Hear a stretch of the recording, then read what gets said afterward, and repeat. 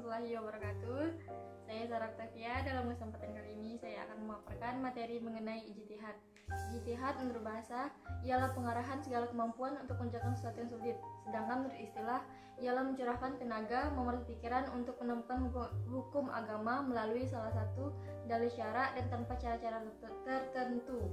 Jadi, ijtihad adalah sebuah usaha yang sungguh-sungguh yang sebenarnya bisa dilakukan oleh siapa saja yang sudah berusaha mencari ilmu untuk memutuskan suatu perkara yang tidak dibahas dalam Al-Quran maupun hadis dengan syarat menggunakan akal sehat dan pertimbangan yang matang. Selanjutnya ada tujuan ijtihad itu untuk memenuhi keperluan umat manusia akan pegangan hidup dalam beribadah kepada Allah di suatu tempat tertentu atau pada suatu waktu tertentu. Kemudian ada manfaat ijtihad. Yang pertama, dapat mengetahui hukumnya dari setiap permasalahan baru yang dialami oleh umat Islam sehingga hukum Islam selalu berkembang dan mampu menjawab tantangan. Yang kedua yaitu dapat menyesuaikan hukum berdasarkan perubahan zaman, waktu, dan keadaan. Yang tiga yaitu dapat menetapkan fatwa terhadap permasalahan yang tidak terkait dengan halal atau haram. Yang keempat, dapat membantu umat Islam dalam menghadapi masalah yang belum ada hukumnya secara Islam. Selanjutnya ada dasar hukum ijtihad. Yang pertama itu ada Al-Quran, yang kedua sunnah, yang ketiga akal, dan yang terakhir ijma. Kemudian mujtahid ialah ahli sifat yang menghabiskan seluruh kesanggupannya untuk memperoleh persangkaan kuat terhadap sesuatu hukum agama dengan jalan istinbat dari Al-Quran dan sunnah. Kemudian ada syarat seorang mujtahid. Syarat pribadinya secara umum harus dimiliki seorang mujtahid adalah telah balik dan berakal. Yang kemudian syarat khususnya ia harus beriman.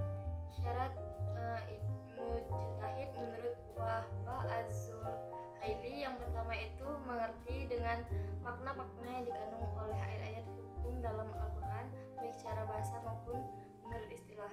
Yang kedua yaitu mengetahui tentang hadis hukum baik secara bahasa maupun dalam pemakaian syara. Yang ketiga yaitu mengetahui tentang makna ayat atau hadis yang telah dimansuh.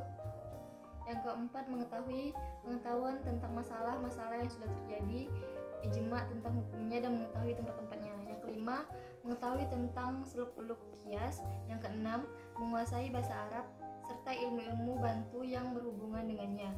Yang ketujuh menguasai usul fikih. Yang terakhir mampu mengungkapkan tujuan syariat dalam merumuskan suatu hukum. Kemudian ada tingkatan mujtahid. Yang pertama itu mujtahid mustaqil, yang kedua mujtahid muntasib, yang ketiga mujtahid fi al-mazhab, yang keempat yaitu mujtahid fi at-tarjih. Kemudian ada tokoh-tokoh mujtahid. Yang pertama itu ada Imam Abu Hanifah, yang kedua Imam Al-Auza'i, yang ketiga itu Imam Sufyan As-Tsauri, yang keempat Imam Al-Latih bin Sa'ad, yang kelima Imam Malik bin Anas, yang keenam Imam Asy-Syafi'i, yang ketujuh Imam Ahmad bin Hambal, yang kedelapan Imam Daud Al-Zawri, yang kesembilan Imam At-Tabari.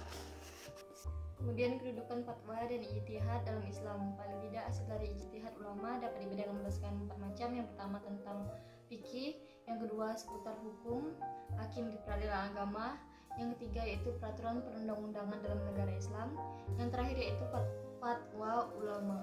Pada dasarnya kalangan ulama menyatakan bahwa fatwa tidak memiliki perbedaan yang substansial dengan ijtihad karena fatwa itu sendiri adalah salah satu hasil dari ijtihad dan fatwa hanya karena fatwa lebih khusus apabila diperbandingkan dengan sebuah ijtihad. Sebagaimana disebut di atas, ijtihad merupakan kegiatan istinbat hukum yang dilakukan baik ada atau tidaknya sebuah permasalahan atau pertanyaan.